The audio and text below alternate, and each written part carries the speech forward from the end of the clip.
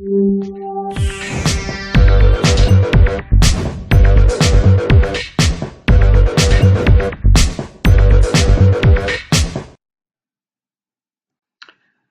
everyone, good morning. My name is Will Blesch, and I am the author of the forthcoming book, All Eyes on Me, Explosive Secrets of Online Traffic Generation.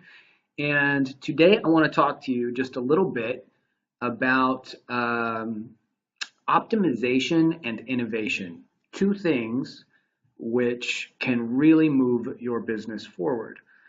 And today I'm going to actually focus on the optimization part. Okay. By the way, happy Monday, everyone. Okay, so when it comes to optimization, there is a particular principle in business and marketing, which is called the 80-20 rule. Okay, you may have heard of it. If you have not, the 80-20 rule is basically, by the way, it's also known as the Pareto Principle, which it was invented, or the term originated with this Italian economist named Vilfredo Pareto. And it was because he noticed when he was writing one of his papers that 80% of the land in Italy was owned by 20% of the population. Okay? Now, that principle came to be applied to business. And when it was applied in the business world, what the 80-20 rule suggests is that 80% of your company's sales come from 20% of your customers. So how does that apply to you? How does that apply to optimization? Number one, it helps you find your best customers. What that suggests is that out of all the customers that you have, 20% of them are the ones that you get the most sales from, right? So if you are able to analyze the data, and you should always be looking at data, okay? You should be collecting it and you should be analyzing it, because when your data talks to you, you end up making more money, okay? And when you analyze the data on your customers, if you have a customer list, which you should be keeping and keeping track of, you'll notice that about 20% of these people are buying more from you more often and at a higher value than 80%.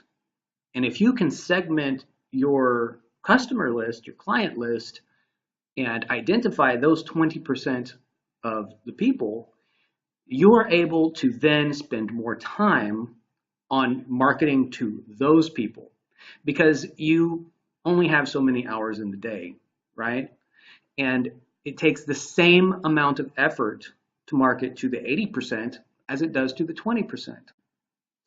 And if you are spending the same amount of money on the 80% that you are spending on the 20%, that may not be the wisest thing for you to do.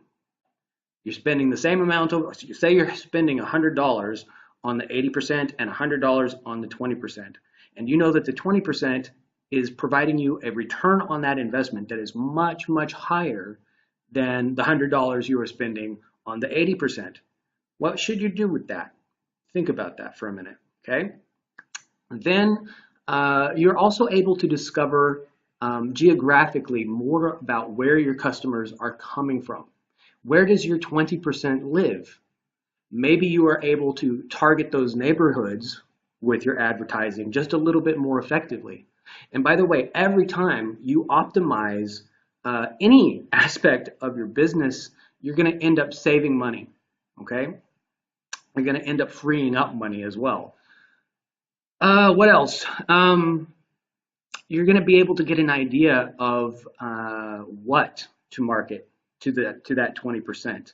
If you're able to know who that 20% is, and you know their buying habits, then you are also able to figure out, okay, they really, really like this particular product or service. Maybe they will also like this other product or service which is similar or that is complementary to that, right? Amazon does this all the time, by the way. If you go and you purchase something on Amazon, you always will see this little area where they said customers who bought this also bought this. Maybe you will like this too, right? It's the same concept.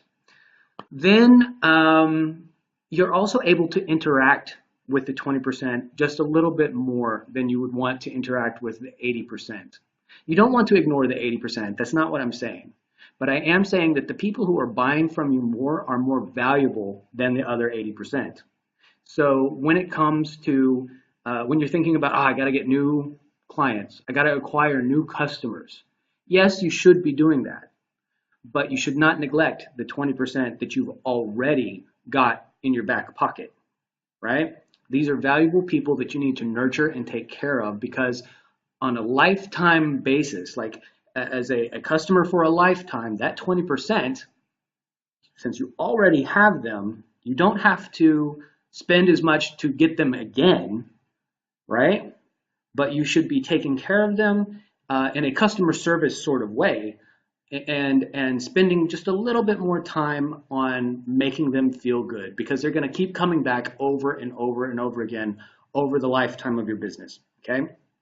And then finally, when it comes to knowing who are good customers versus bad customers, those who complain all the time, who make problems for you and your business, you're able to identify them more easily as well, and you can sideline them.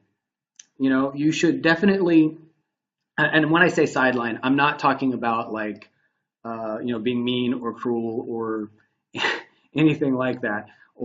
But what I am talking about is if they're making problems for you and your business, you're able to identify those people, take care of whatever it is, and then either wash your hands of them and then be like, I don't want you as my customer or client, which is totally legitimate.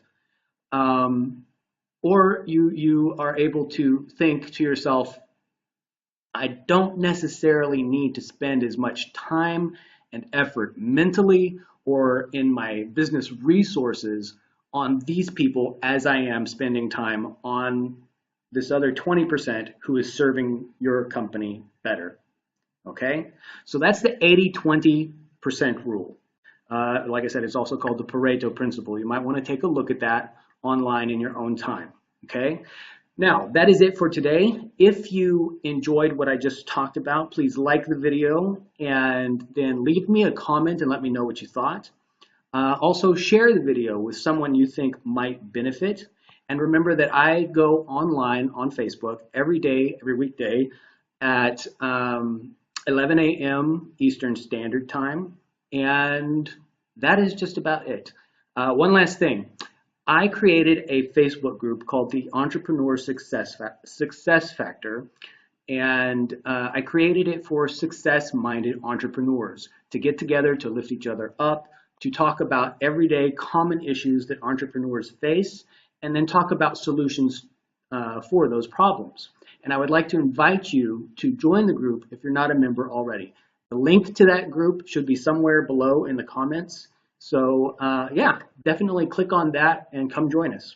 You guys have an amazing day. Bye-bye.